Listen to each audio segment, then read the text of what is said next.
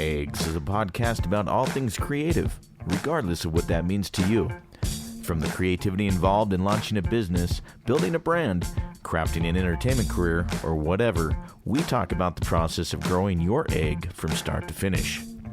Today's show is brought to you by Goodside Skateboards. Go to www.goodsideskateboards.com for great deals on decks and awesome t-shirts and pretty much anything you can think of. Well, not quite. Anyways, enter Egg Show, that's EGGSSHOW, when you check out. Get 20% off? Yeah, I think it's 20%. Anyways, Egg Show when you check out to get 20% off at goodsideskateboards.com. Also, don't forget to check out our friends at Deli Fresh Threads. They're a Florida-based clothing company. They specialize in t-shirts and other apparel. And they celebrate what they call the king of meals, the sandwich. Check out their website, delifreshthreads.com. And make sure you enter Egg Show when you go to check out for 10% off. That's EGGSSHOW. Get 10% off when you check out. All right, delifreshthreads.com.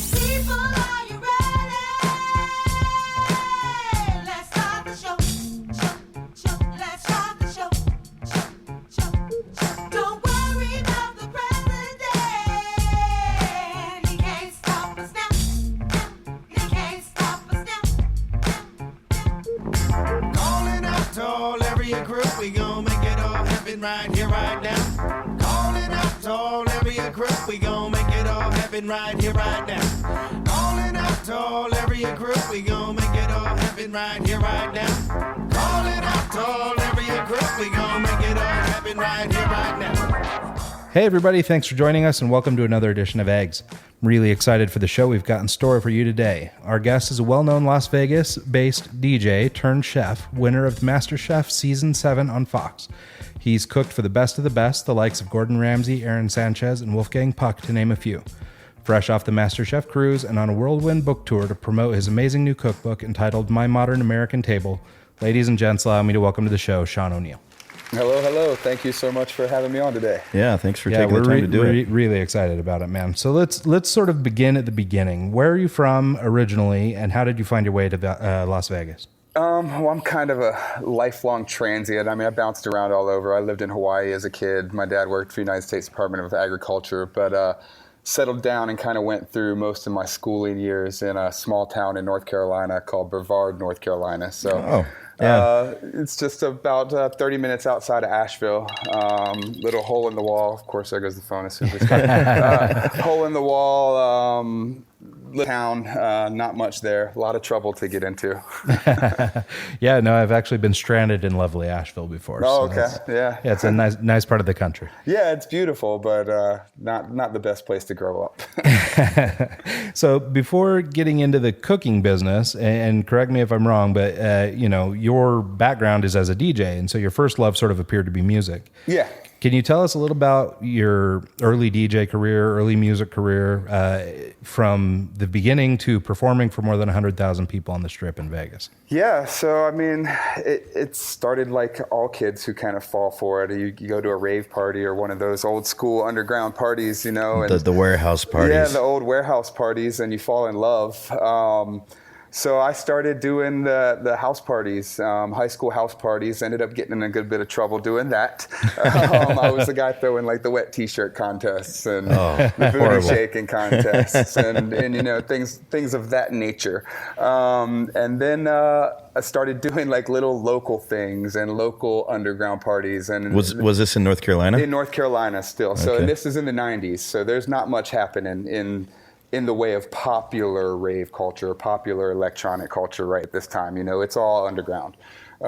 So we were doing, some underground parties in warehouses, and we did one in a church one time. And one of the promoters' buddies dad was a preacher. And back then in Western North Carolina, people didn't really know what a rave was. So, So hey, can we use the place for a rave? Oh, sure. We're just guys. gonna do a church dance. No big deal, right? That one was pretty crazy. So, it expanded. Eventually, I moved to Tampa, Florida, which Tampa was obviously a big breakbeat scene at the time, which I was not a huge fan of. I've always been more of a harder house and, more funkier, up-tempo stuff. Breaks kind of a little choppy to me. Yeah. Still love the music, but it's still a little choppy to me. It's not as smooth. It's just a style you have to really prefer, and Absolutely. Yeah. And it was very secluded. That music was very secluded in kind of the middle parts of Florida, like Orlando, Tampa. That was like the home of breakbeats, and I was right in the middle of it. So I was DJing at a Floyd's nightclub, which was in the Hard Rock Hotel and Casino. I was there, once or twice a month. I was all over Ybor City, down in Tampa. And then the bright lights of Vegas came calling, as they do for a lot of people. Yeah, I think that's kind of a destination spot for a lot of DJs. They hear Vegas and, I got to be there. Yeah, absolutely. So, but I came out here right before it started booming. I got out here in like late 2007, early 2008. I think late 2007. Yeah. Was that like the DJ AM phase with the? It was the mashups. Oakenfold had just started his residency here at Rain. So it was early days in the Vegas DJ explosion. So it was fun. It was cool. I mean, there wasn't as many rich people telling you what to play. Yeah. There was a lot more artistic freedoms. And that's why AM and Z-Trip and guys like that exploded overnight, is because there was that artistic freedom. They were able to get away with dropping a old school funky soul hit over top of a Notorious B.I.G. Track, and it exploded the club. Yeah, and that was so foreign. We were hearing rumors of it up in Seattle, and we're like, "What the hell? He's playing rock in the middle of a set? What?" Yeah, I mean, Sweet Home Alabama in the middle of a hip hop club and pulling it off. Yeah. I mean, it was a crazy time, but it was definitely before the electronic exploded happened. It was kind of the. I mean, don't take anything away from electronic, but it was like the last moments of a DJ being creative in a nightclub. Being able to be an open format guy and rock it. Exactly. Now these guys are still creative, but I mean, these things are fairly pre-programmed. They're playing, the headliners are all producers, so they're all playing their own music. It's kind of taken away from the creativity of a DJ. Yeah, that's true. Well, and just the total immersion of it, right? I mean, you can't throw a rock without hitting a DJ that you've heard of in Vegas anymore. Oh, yeah, absolutely. I mean, yes, absolutely. Well, I mean, it just kind of takes away the allure, right? Like, I mean, it used to be a big deal to get down and see a Calvin Harris or a Hardwell or somebody, but now they're just there. So it's like, well, what are you doing this weekend? Well, we're going to Vegas, see Hardwell for the fourth time. Yeah, and they're here all the time. Yeah. I mean, these residencies are true residencies. They're not like a once a month residency. They're here 2 weekends a month. So when you got to Vegas, what was this, like 2008 you said? Yeah, late 2007, early 2008. Did you find it hard to break into the scene there, or was it more like there's just so much work that you show up and you got a gig? It was damn near impossible to break into the scene, and I came out with a little bit of not a huge reputation, but I had been around. I had been getting flown out here to DJ, but it's a pretty close-knit group. So you definitely have to make the rounds. You definitely have to put in your work.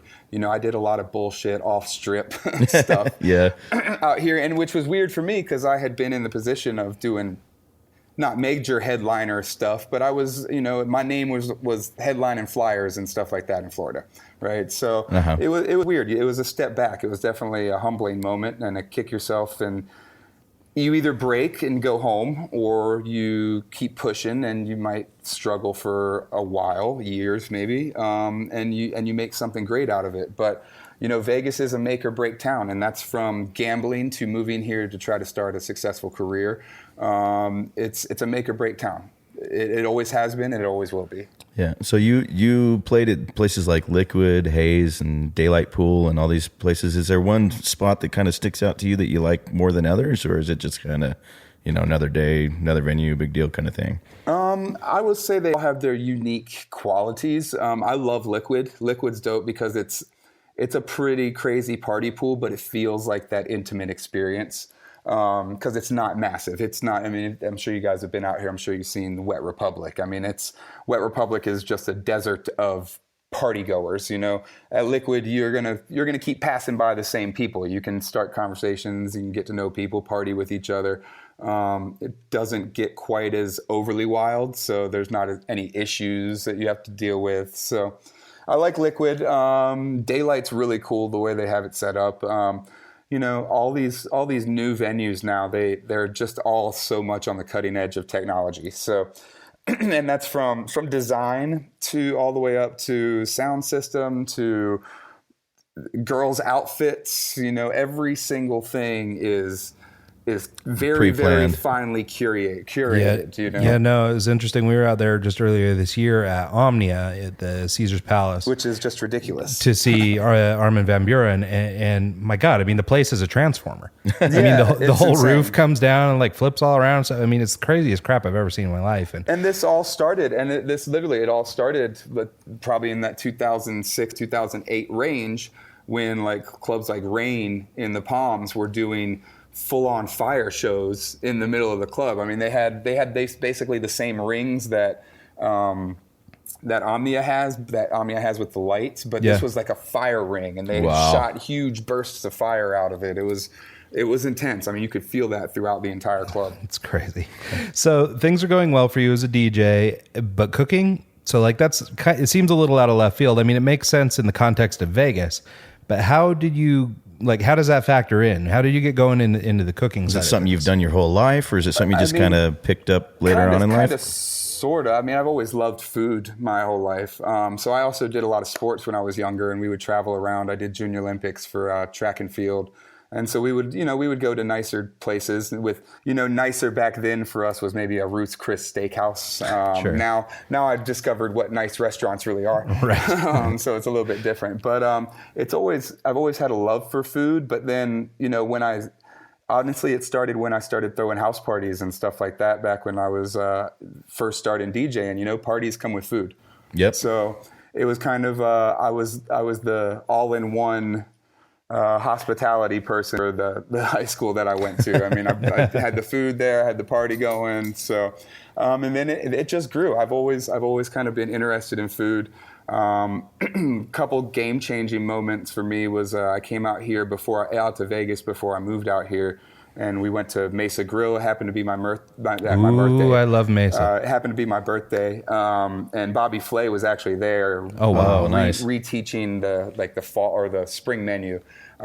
So they told him it was my birthday. He cooked me a steak, brought it out to me, signed a copy of his cookbook, the Mesa Grill cookbook for me, and I went back to Tampa and I literally cooked my way through that book like twice. I was just that's amazing. Like enthralled by the book and it's like just kind of consumed by the spicy, smoky Southwest flavors. Yeah, I got to tell you the duck there. And the blue corn duck taco. Uh-huh. Yep. And what is it? It's the sweet masa tiger prawns. Yeah, it's like a tamale with the tiger prawn in it. Sounds delicious. Holy crap, man! Those both changed my life. The blue corn duck taco, it may be the dish that actually changed things for me. I mean, that's the first one I went home. I think this was pre-Amazon, so I think I ordered some blue corn meal off of eBay, some shit at the time. I don't know what it was that I ordered it, but matter of fact, I ordered. I could only buy like 4 bags, and I just recently threw away the 4th bag because it was, it was like 14. Get a little old. Like 14 years old, so I figured it was time for it to no longer be moving from house to house with me. That's awesome. Well, it's funny because Mesa is maybe the first like really high end restaurant I ever went to. Yeah. When I'm from Idaho originally, and now we live in Utah, and so Vegas is close for us, so we come down to Vegas a lot. And at some point, my wife and I decided we were done gambling and just throwing away money, and we started to just put it into restaurants. Yeah, so we started going to good places to eat instead of putting it in a slot machine. Yeah, Vegas is a good place for that. And Mesa was the first place we went, and it changed my game. Like I had never had duck that wasn't swampy before that. Yeah. And I assumed that's how duck went, because all I'd ever had was bad duck. Yeah. But that place changed my life. So Mesa Grill was the first stop in kind of a little bit of evolution of food for me. And then obviously moving out here, You know, there's two things you see every single day. It's food billboards and DJ billboards. Yeah. You know, restaurant billboards and DJ billboards. That's all you see every single day.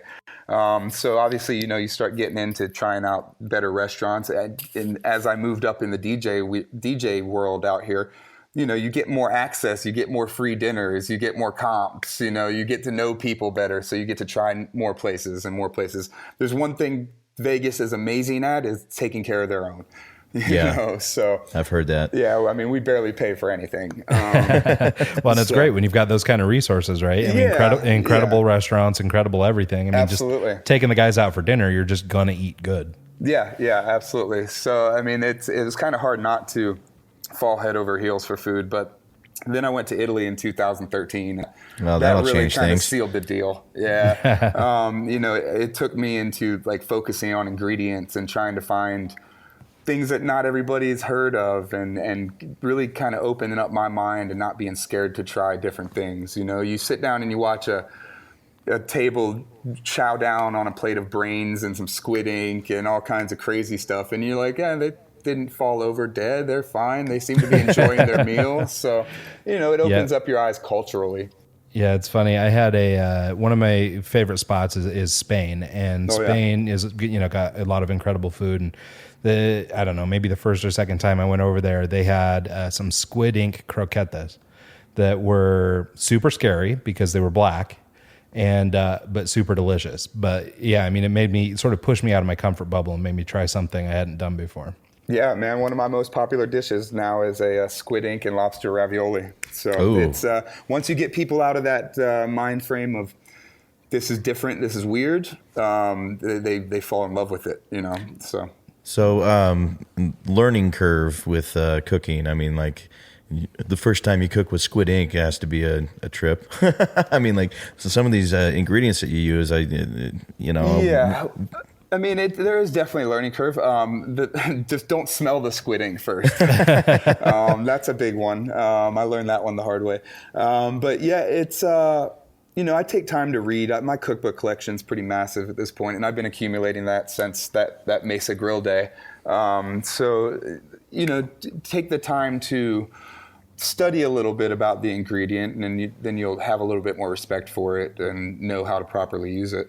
Cool. So with all that, at what point do you feel like you're ready to put yourself out there as a chef? You've been cooking for your friends, you've been cooking at house parties, different events, things like that. And as a DJ, it makes sense to me that you might try to draw attention to yourself as a chef also. I mean, you're obviously a performer. Yeah, absolutely. But when did you know it was sort of time to put yourself out there and do something with it? I still don't really call myself a chef. Everybody around me will refer to me as Chef Shaun O'Neill and blah, blah, blah. But I still don't know if I necessarily do. Is that just because I feel like I'm constantly growing and learning. Like, I don't want to ever feel like I've accomplished the goal. That's a big thing for me. But I mean, still, I have a long way to go. You know, MasterChef is for home cooks. I have pretty much put myself through culinary school by reading cookbooks and staying up to date on modern trends and what's going on in the now, not what a lot of culinary schools are teaching, which is what happened in the past. So I feel like I have put myself kind of through that schooling, and I feel like I'm up to that caliber. I mean, some of my food's getting pretty damn amazing, if I do say so myself. But you know, I feel like it's always a learning thing. I'm always trying to push the boundaries a little bit and kind of always trying to broaden my horizons. So it's the same thing as being a successful DJ. I mean, you always have to stay on what's new, what's coming in, what's the popular ingredient right now, you know? Right. So you brought it up. Let's talk MasterChef. Okay. Can you tell us a little bit about the process of getting on the show? I mean, I'm sure a lot of people apply, but very few actually make the show. So how'd you make yourself stand out? What was the application process? How does that even work? Yeah, a lot of people do apply. My season was around 35,000 people that auditioned across the country. And they narrow that down to like 40, right? They take out around 80 out to LA, but it's a long process. Like it's 5 or 6 months of submitting recipes back and forth into MasterChef. Now, you start off by going to an open casting call, which they have all over the country. I think they stop in like 20 different cities every time they do an open casting call. So they had their first one ever in Vegas. I went down there. I'm a fairly bold, loud personality, so I had no shyness in the whole process. And Which I'm sure the producers love. yeah, they love that. I mean, it's food first, but there's always, obviously it's TV, man. So and there's going to be a personality aspect to it always. You can't clam up, you can't freeze, under pressure. And then you got to remember that they're looking at people that are going to have to be able to handle the Gordon Ramsay pressure. Right? Yeah, that's a whole nother level of pressure right there. Exactly. This is not normal pressure. So it's they definitely take a long time. 6-8 months of just sending recipes once you've gotten past the first couple steps. The first step is taking a plate in and serving it. You got about 40 other people in a room with you, and there's probably like 4 or 5 judges walking around, which are usually like local chefs or chefs that they've worked with in the past and stuff like that. So, and then it just it moves pretty fast. It's a lot of months, but it moves pretty fast because you're constantly sending in recipes, sending in all kinds of paperwork. They check your background. They do some investigating on you. So when you get approved to go to LA and go to the Master Chef kitchen, do they kind of do a walkthrough with you, or do they just throw you in there and, hey, here's Gordon and cook for him? So when you get there, there's still more people than will be on the filming. So it's still a lot of cooking. It's basically the people that they're not, that are maybe are right on the edge that they want to see more of. You get there and you're in there cooking. No Gordon Ramsay, no anything like that. But it's all about food. It's all about who can put out the best food. Cool. But it's not really a competition. It's really just a bunch of people over your shoulder, Just watching everything you do. At that point, it's not a competition. Okay, so as you go through the process, you go through these different rounds of elimination, you make it through to the first show. Mm-hmm. So do you remember your first dish on MasterChef, the surf and turf with lobster and the bone marrow sauce? Yeah. The way they portray it on TV, now obviously there's some dramatic effect added and things like that, but it looked like you barely got plated, and it was possible that you could have missed out on the whole season. Yeah, it looked like you had 30 seconds left and had it did come down to the wire. The dramatic music made it a little more dramatic, and plus you can't get into my head. So I was cooking foie gras, right? So I knew that had to cook last minute. I maybe could have started my plating a little sooner to save everybody a little bit of a panic attack. But in my head, I knew that the foie gras was last second cooking. So I knew I was trying to start plating with about 20 seconds left. I knew exactly, in my head, I knew exactly where everything was going to go, how I wanted the plate to look. So it was really about getting that foie gras cooked last minute, because I didn't want Gordon Ramsay to eat a piece of foie gras that was pre-cooked, had sat there for 5 minutes, and gotten cold and congealed and nasty. So how does that work? Because when they do the judging, it almost looks like your food has to sit there for a little while they, go over the other guy's dish. And if you're last in line, does that kind of give you? Sometimes. They say that they never judge on temperature. So it's a fine line, but they're in there the whole time that you're cooking. So they're walking around, they're tasting stuff. If you see that, if during the show you see them coming around, dipping their spoons stick a spoon in stuff, there or whatever. They do that for every single person every time we're cooking. And then you got to remember that we have Gordon Ramsay standing up there. Yeah. So if he sees something wrong, he can tell something's wrong from across the room. He can tell you're doing something that's not the right way, and he knows when flavor profiles are going to crash. So he can tell from across the room when you're messing up. So a lot of times the contestant makes it easy on their decisions. They kind of, just watching the challenge, they already kind of know who's failed and who's succeeded. So you get the white apron, you're in the show. What's the process like from there? Is it like a month straight of just filming every day, or is it kind of... it's nonstop until, we're basically, what I usually tell people is we're basically on a Hollywood cameraman union schedule, right? So we can film as long as the cameramen can be in the studio, we can be there too.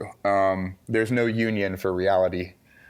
The reality contestants. So, but yeah, it's nonstop. Usually weekends off, but it's nonstop until you get eliminated or win the show.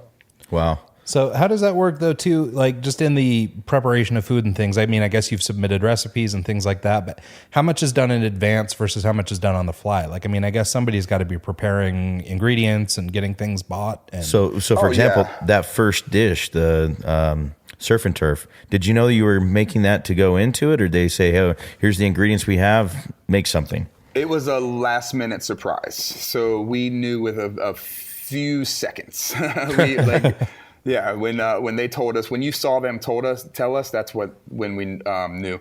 But they knew we were both Vegas. And another thing, you're doing interviews with these guys, so sometimes they'll sneak in a couple questions like, what would be your ideal surf and turf, right? So they in a pre-interview, they might already have that information and have some of that food out for you. So you kind of have it going in your head what you might do. Not really you, because you don't really know. So. They might ask, let's just say this, they might ask you a question, what would be your food that you would have on a deserted island, right? And then maybe a few weeks later, you might have that in a pantry or something like that. So they kind of will feel you out a little bit here and there. But no, you don't ever know until in the heat of that moment. That's crazy. Yeah. So can you just, continuing on, a little bit about the process of the show, we both watch the show pretty regularly, and like every reality show, they're obviously adding some drama and making things a little more exciting, or at least cut it together that way. Is it difficult to deal with the different personalities of the contestants, the chefs, the judges, the people in the crowd? Like, do tempers flare as much as they seem, or is everything pretty happy and cohesive? Or, can you talk a little about the experience of just being on the show? Yeah, tempers definitely flare. What you see is what you get. MasterChef they take pride in having all the emotions happen on TV. So that's why you don't know what you're cooking into the last minute. That's why you don't know who your teammates are going to be to the last minute. They want all that raw emotion, right? They want to see that on TV. That's what makes good TV. So, and then you put, different personality types on the same team. There's all kinds of eruptions. It's almost like they pair you up on purpose just to see what happens. Sometimes they probably do, but a lot of times you got to remember that it's the contestants that pair each other up. So we're gunning for each other too. So if we know there's conflicting personality types, you're usually going to go for that. I took a lot of shit from social media saying that I was gunning for people, and I didn't want to challenge the big dogs. But the first challenge I won, I was like, I'm getting rid of the weak links. We can all be here to push each other. There comes a point when you have to go after everybody because only one person's going to win the damn check. Yeah. So how was that going from just being a DJ doing your thing to all of a sudden you have this huge viewership of people watching what you do and commenting on social media and all that stuff? Was that kind of like a reality check? Was that like, oh my gosh, what's going on? Or were you? It's weird. I get a kick out of it personally. I've been in the cutthroat DJ world.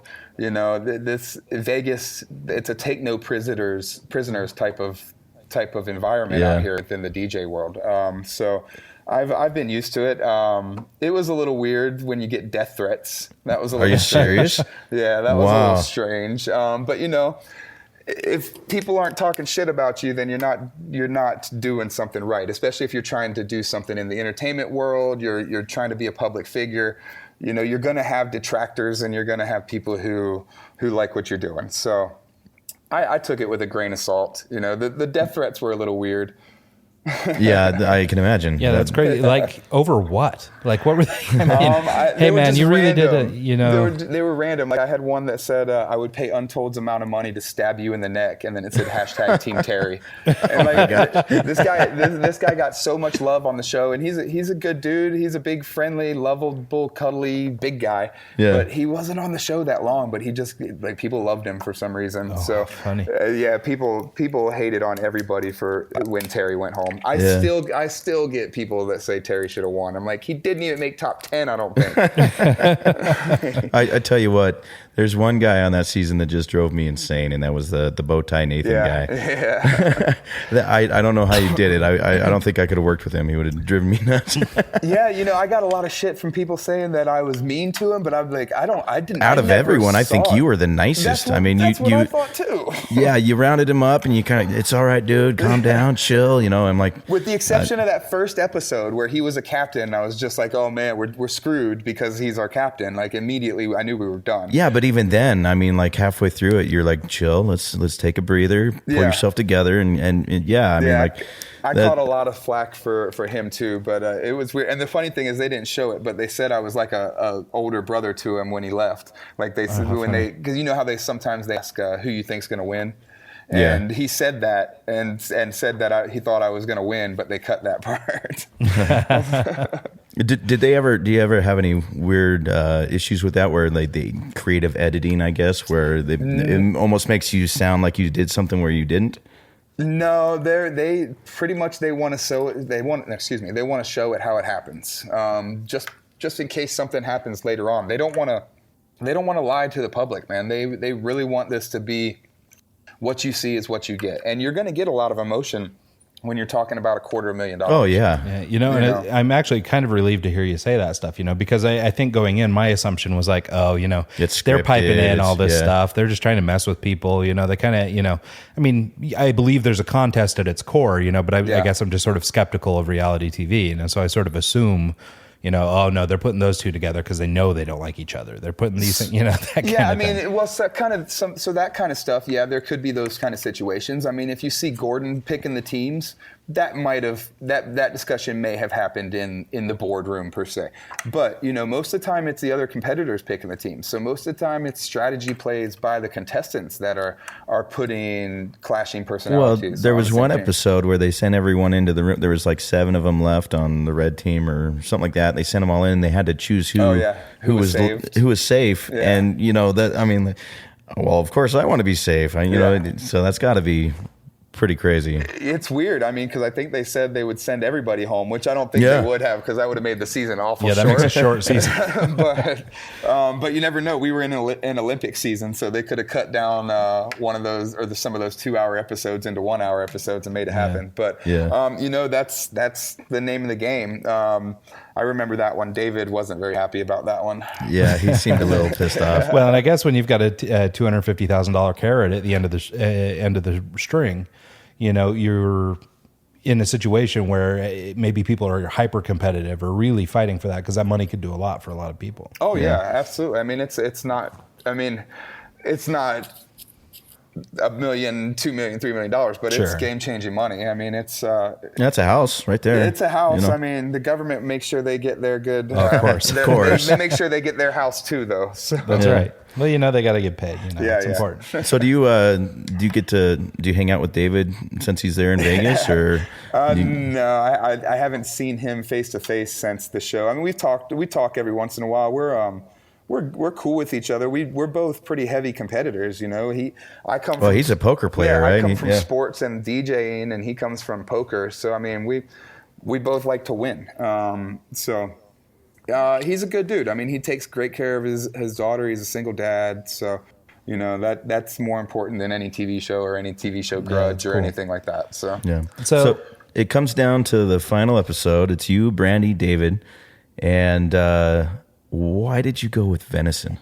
I mean, that seems to me like it would be a really hard meat to perfect.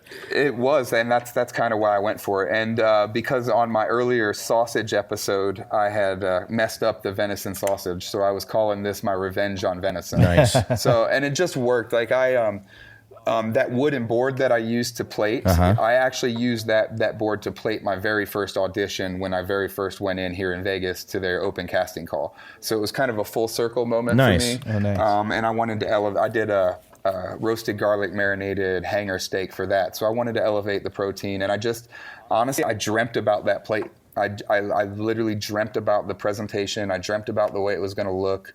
And it came out exactly like I dreamt it. It was pretty weird. It was one of those moments where I woke up knowing exactly what I wanted you to do. That's so cool. So like in this process, right, as Mike was talking about in the final, there's the competition between you guys, between Brandy and David, and everybody's, trying their best to really impress these guys.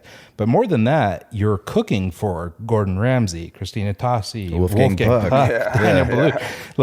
Can you talk about not only is there this competitive element between your peers, but you're performing for the best people in the world. Yeah, some of the top chefs. What's that pressure like? What does that feel like? By that point, you're pretty used to it, especially for my season where we had the rotating judges. We had already seen Wolfgang Puck, so that was a little after bit, your first. That's your first show that you're actually on the show is Wolfgang Puck. Yeah, exactly. So that calms the nerves a little bit, and then you've been there cooking for Gordon. At this point you've had high praise from Gordon. If you made it that far, at some point along the way, Gordon Ramsay has said, "Fuck, that's delicious." Yeah. Right. Some point along the way, you've heard that out of his mouth. So you have a little bit of confidence there. For me, Daniel Boulud that was pretty intimidating when I first found out about it. But he's if you break it down, they're just regular dudes. They put on their pants one leg at a time. They might get on a private jet, but Yeah, they put their pants on in the nicest suite at the place. But exactly. Is there any rapport though? You work with Gordon all season, stuff like that. Do you guys start to develop relationships and friendships, things like that? More than just the show. Yeah, he doesn't just drop in, judge, and split. You don't get to talk to him much on the show because this is my perception of why you don't get to see him much, because they don't want him to develop personal opinions of you outside of the kitchen. Yeah, that makes sense. So the judges, it has to be all across the board about the food. But you can't help but develop a relationship with this guy. MasterChef does a great job at pulling out your stories and your emotional background. My dad passing away. Yeah, that was whole rough. situation. So the guy's not made of stone. I know a lot of times it may seem that way on TV, but he's actually one of the nicest, most caring people you'll ever meet. Well, see, and it's funny. I actually have here the next question, right? Because my wife is the biggest Gordon Ramsay fan ever. I promised her the one day that I would work towards the goal of meeting the man, so that we can just settle this whole thing. But yeah, she, because I love his matter of factness. My wife's the same way actually, but I did wonder, is it ramped up a little bit? Has he sort of built this persona and now he's got to be that guy? Or is he a big teddy bear, or what? What is that? He is a big teddy bear, but when he's in the kitchen, he is serious. It's just like a drill sergeant. When they come home, they're pretty nice to their family. They're not that overly aggressive ball of energy. But he's in the kitchen. The way he was brought up in the kitchens of chefs like Marco Pierre White, who literally ran their operations like a military operation. So Marco Pierre White was one of the guys that would throw pots and skillets across the room. He would Duck. In his book he talks about one of the chefs was complaining about being hot, so he took his chef's knife and cut out the entire back of his chef's coat and down his pants, the back of his legs, so his whole back was kind of exposed in the kitchen. That's the type of environment Gordon grew in and learned in. So he's made it his own. He's created his own persona. But he's dead serious when he's screaming in your face. He is 100% serious. But he's one of the nicest people you'll meet outside of a kitchen. In the finale, you actually kind of with that first dish and the pickled mushrooms. Yeah. How much were you rattled with that? I think I would have lost my cool there a little bit and calling you out like that, and then going to the next dish from there. You know what? In my head, it shook me up a little bit for sure. I definitely had to reevaluate some things, but also I had this thought coming in, my plate looked so much better, and I was confident in my flavors. So I was kind of in my head wondering, is he bringing me down just to build me back up, or just breaking me down to make this look a little closer? I don't know. Yeah. Can't suck your ass every minute. He's got to give you a little bit of... Yeah, because I went on a tear there towards the end, man. I was winning almost every challenge. Oh, really? Yeah, yeah. I was dominated. Excuse me. I broke the record for individual wins on MasterChef. Didn't you have 8 or 9 of them, I think? I had 8 total if you count the apron and then the trophy, which I think those fall into an individual win category. Yeah, it makes sense to me. But the closest behind me, I think, was 4. Oh, wow. So yeah, it was a game-changing season for them, and I think it was a season that made, I think, a lot of people in the TV food world kind of realize that home cooks are stepping up their game. Home cooks are different now than it was when they started started doing these type of shows 5, 6, 7, 8 years ago, because now we have these type of shows. Now we're interested in food. Now we're going out and investing money in cookbooks. We're spending time in our kitchens. We're bringing our family back around the dinner table instead of going to McDonald's and fast food every night. So I think the quality of performances and competitors on these shows is just, it's raising the bar even more and more these days. So how long did it take for you to put your last menu together? It's one of those things that's in your mind the whole time you're there. So when it comes down to it happens pretty quickly. MasterChef is great. You get to pretty much ask for whatever you want. This was one of the best things ever. I mean, I had to narrow down my luxury ingredient list a little bit, because I had to start editing, like, oh, you're going to let me do whatever I want, use whatever I want, any kind of ingredients, you're going to get it. So you have to kind of hone in the excessiveness and really kind of create something magical. But they get you whatever you want. It was pretty awesome. Do they have like people to kind of bounce ideas off of, or is it all on you to come up with the menu? It's pretty much on you. They have a culinary team, and you're chatting with them a little bit, but it's pretty much all on you. They try not to lead you. They try to stay pretty straight-faced. Actually, one of the culinary team, her name was Mary, and we called it Mary Face, because she would never let it on, because it's supposed to be about you. Fox spends a lot of money to make sure that this thing's on the up and up, that it's all about the food. There's no outer influences taking place and things like that. Yeah, that's really cool. So after winning, right? I mean, like you said, it's not $10 million, but it's still a good chunk of change. Yeah. That plus some of the things that came along with it, the MasterChef cruise, some other things like that.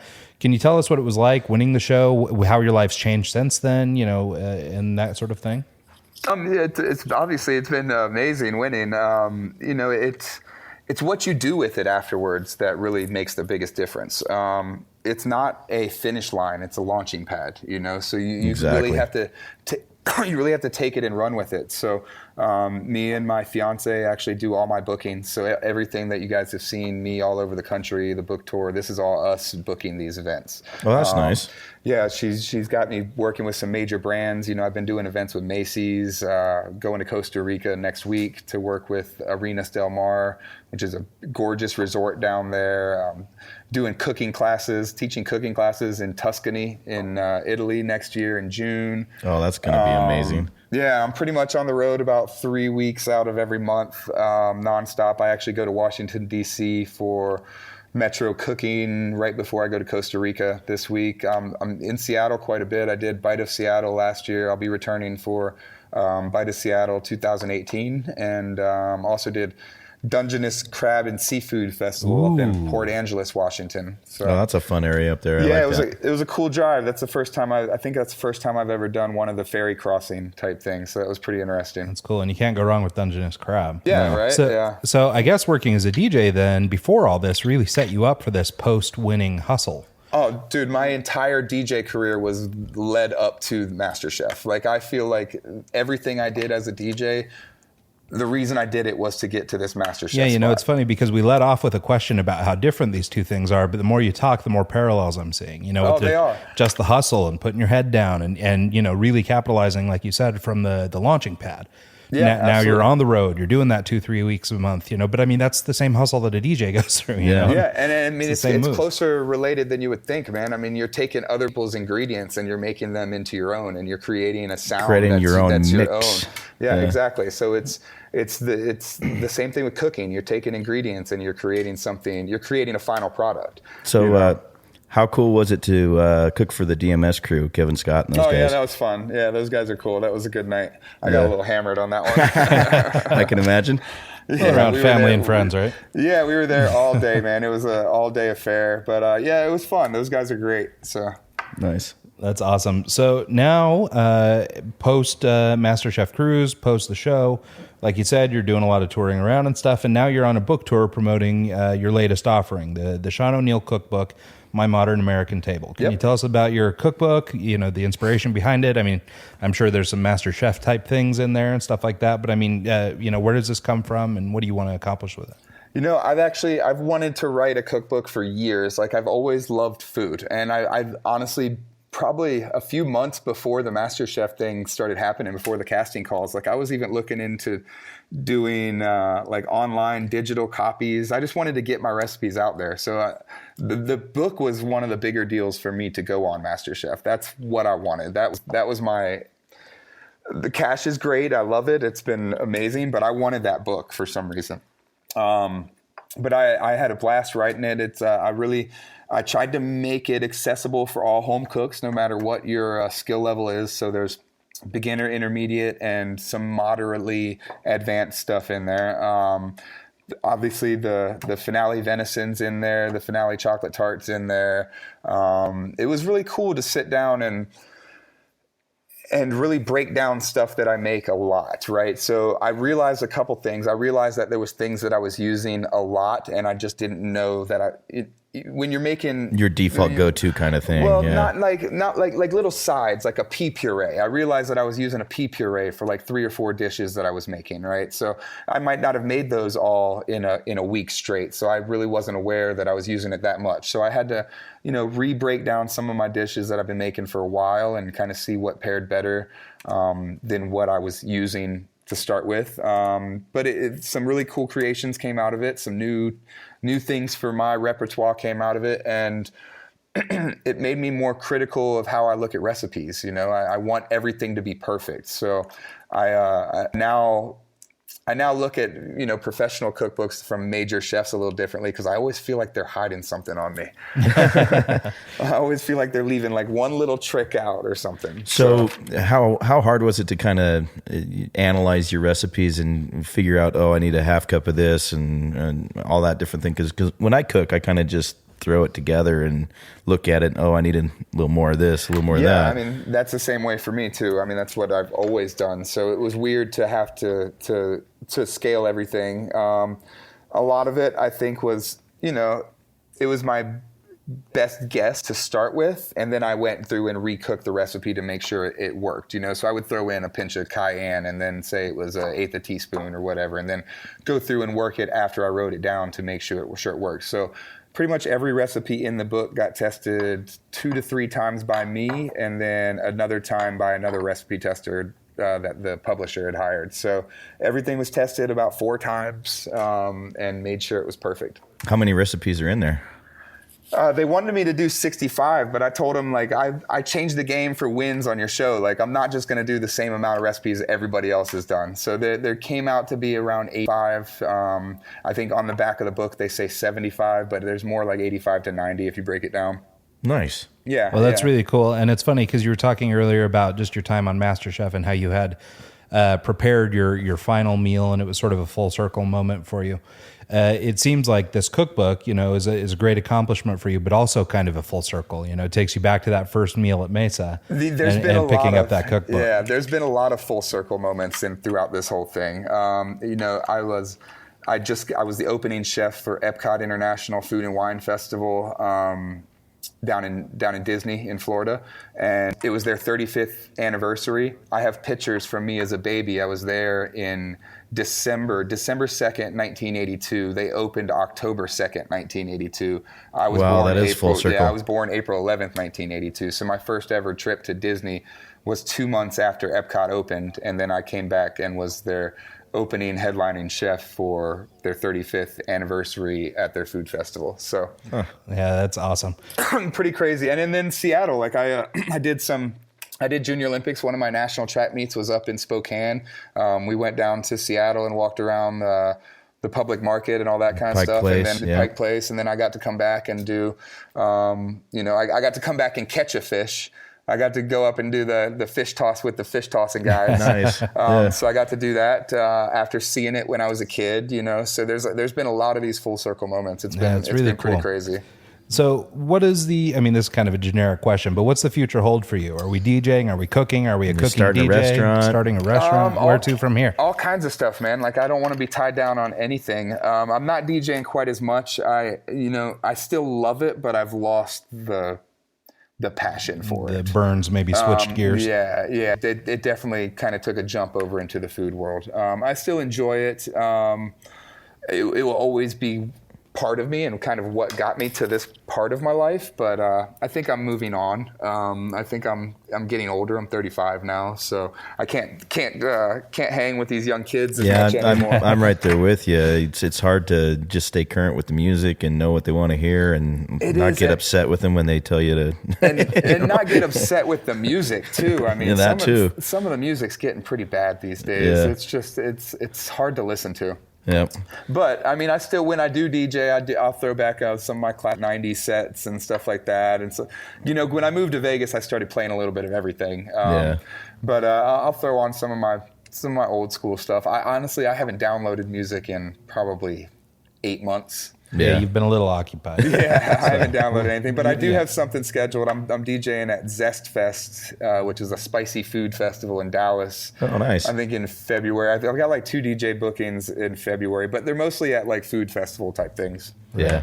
People that want that shtick of the champion, food champion DJ, but I charge them a lot more. So yeah, that's got to be nice. Well, I was going to say, just avoid, plating on like a vinyl record or something. Yeah. Let's not cross the boundaries too much. Yeah, no. So, as an up and coming, like I'm kind of a foodie, but I've been a DJ my whole life. I haven't cooked for more than maybe a few years. It's something I'm getting into.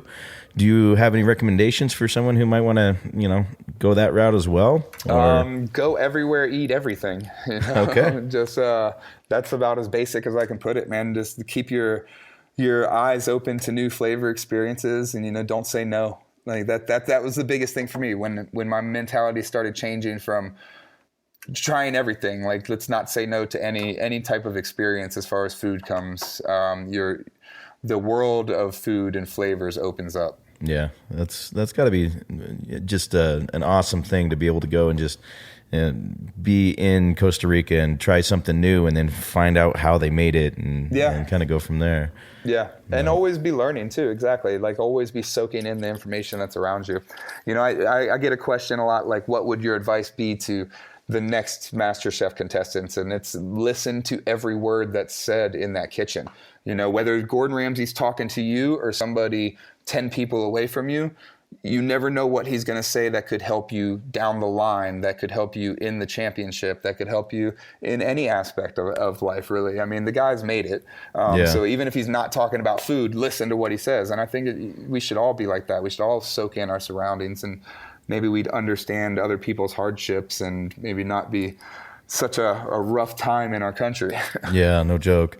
How would you say did your cooking get better on the show, or were you kind of already there when you went in the doors? I was pretty far advanced than what they're used to. I mean, the style of cookbooks that I was already reading was a little different than their normal home cook that comes in there. Well, yeah, your first dish you did lobster, and it probably was, Gordon was like, "What? He's doing bone marrow and lobster?" And I killed the lobster correctly, which was Gordon's big thing. That's one of the things that he was really impressed on. I already knew how to make fresh pastas, and I was already I had a very good head start on people. When I got there, people kind of realized that I knew what I was talking about. Like, the other contestants were asking me questions nonstop, which I eventually had to shut that down. When it got to be like top 10, I was like, look, you guys need to read a book or start figuring this shit out and stop asking me everything, because it's crunch time. You got to hang on to that competitive edge. Yeah, exactly. And I tried to be helpful as long as I could, but when it got to be, it's go time, and then I had to put a stop to it. But I went in with a little more knowledge. I also, when I found out I was on going to go on the show, I had a couple months, and I just busted my ass, and I spent a ton of money that I had saved on cookbooks, and I just was in the kitchen 14, 16 hours a day. I was baking almost every single day because that was my weak suit. So yeah. Well, and Christina's a pastry chef, isn't she? Isn't that her exactly. thing? It's knowing where your weaknesses are and practicing and busting your ass on those before you get there. I mean, I was not a baker or pastry at all, and I ended up winning all the baking challenges on my season. Nice. So, yeah. Nice. All right. Well, I guess then to wrap things up, where can we find out more about you, follow along, figure out, follow Shaun on the grand tour? Yeah, I mean, I'm pretty easy to find. At DJ Shaun O'Neal, I still have the DJ tag in there. I'm probably going to be dropping that soon. But at DJ Shaun O'Neal on Twitter, Instagram, Facebook is just Shaun O'Neal. Yeah, I'm out there. Just Google me. Cool. Cool. And so for everybody listening, you can get the cookbook, My Modern American Table. You can buy it from Shaun himself at DJShaunO'Neal.com. Just go to the store link and you can buy it there. You can also get an autographed copy, which is pretty slick. You can even sign up to cook some pasta with him. Yeah, all kinds of stuff on the website. So. Yeah, actually, I'm thinking about we're gonna have to make a Vegas run and do the pasta challenge. Yeah, let me know, man. We'll definitely make it happen. So we'll do that. But you can also get the book on Amazon. We'll have links on our website and everything, so you'll be able to find your way. And with that, Shaun, thanks so much for doing the show, man. We really appreciate it. Yeah, I appreciate it, guys. Thanks for having me on. It's been a lot of fun visiting with you, and best of luck going forward, man. Thank you. I really appreciate it. So, and with that, we'll just give a couple quick plugs. Learn more about me, Ryan, and my company, R2 Media Group, at r2mg.com, at R2MG on Twitter, and at R2 Media Group on Instagram. And you can find out more about me at djontic.com. That's ONTIC. And with that, I guess we're out of here. Yep. Thanks again, Shaun. Thanks so much. Yeah, thank you, guys.